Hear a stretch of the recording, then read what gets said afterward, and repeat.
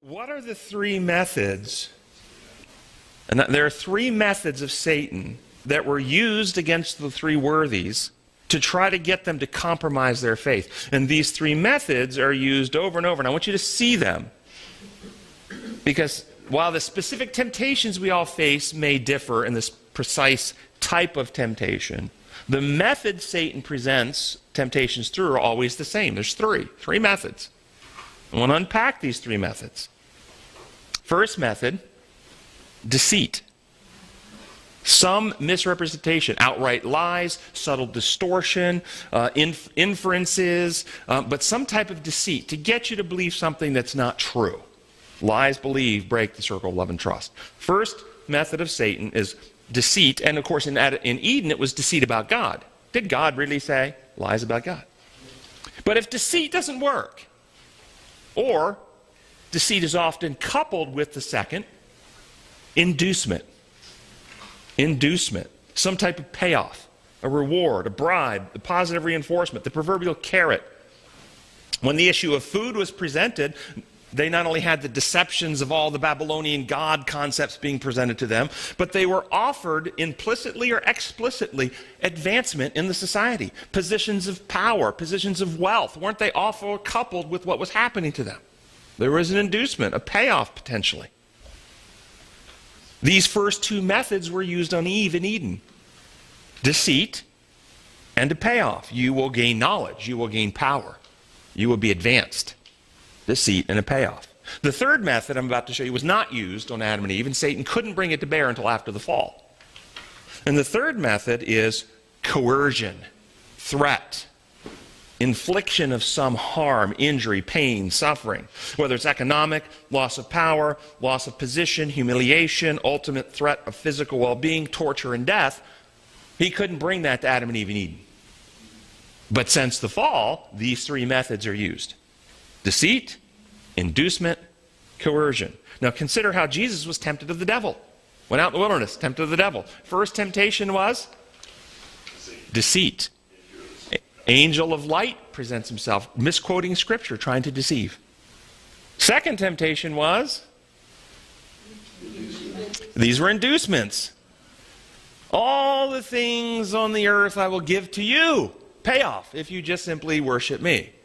And Jesus did not give in to deceit, did not give in to inducement, and then, over the course of the next few years, ultimately, what did Satan bring to bear in Jesus' life? Coercion. Torture and crucifixion. That's what he brought to bear. Now notice, Jesus had to bear temptation Adam and Eve did not have to bear. Adam and Eve had to face deception and the temptation of inducement. But they had no coercive pressures brought to bear. Jesus had deception, inducements, and coercive pressures brought to bear. He had a level of temptation that Adam and Eve never had to face. Yes? Could we argue that Adam may have actually suffered some sort of coercive pressure of the loss of his wife and the fear of the loss of Eve? Okay. I mean, I'm not... So you're now you're separating Eve's temptation from Adam's temptation. Yes. So Eve, we would say no coercion. Right. Okay. So what was the coercion being? Who coerced him? What was the threat?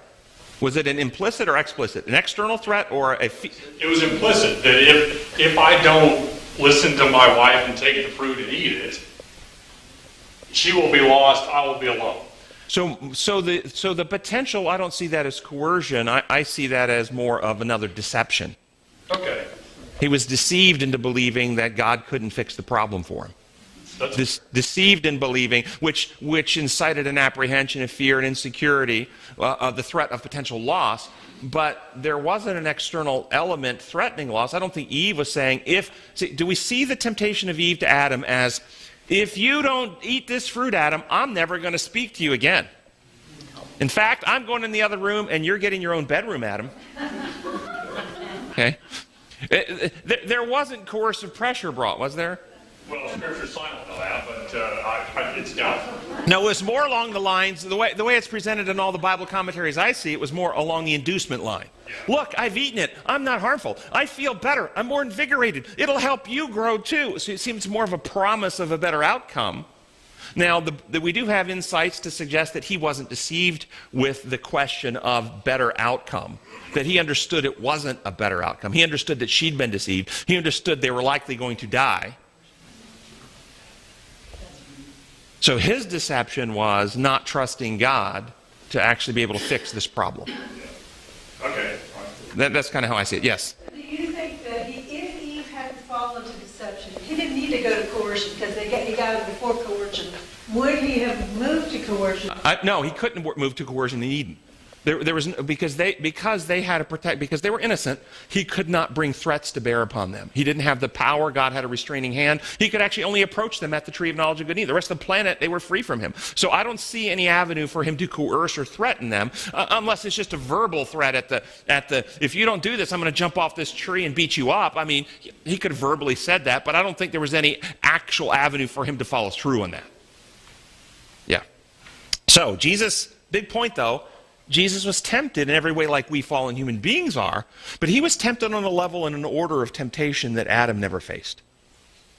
Does everybody see that? Yeah. All right, in the Dark Ages, notice these methods were used. Lots of lies, lots of deception, lots of misunderstanding, lots of distortions about God being taught in Christianity, lots of inducements of all kinds, indulgences and buying salvation with money. And in fact, if you do these rituals, then you get to purchase your salvation by doing all this kind of stuff. So lots of inducements were being used. And of course, coercion. Torture, execution, burning at the stake, and so forth. What about in our day? Let's look at our day today, methods that are used. Is deceit being used in Christianity today? Lots of lies about God still infecting the Christian church when we teach God runs his universe like Caesar runs Rome.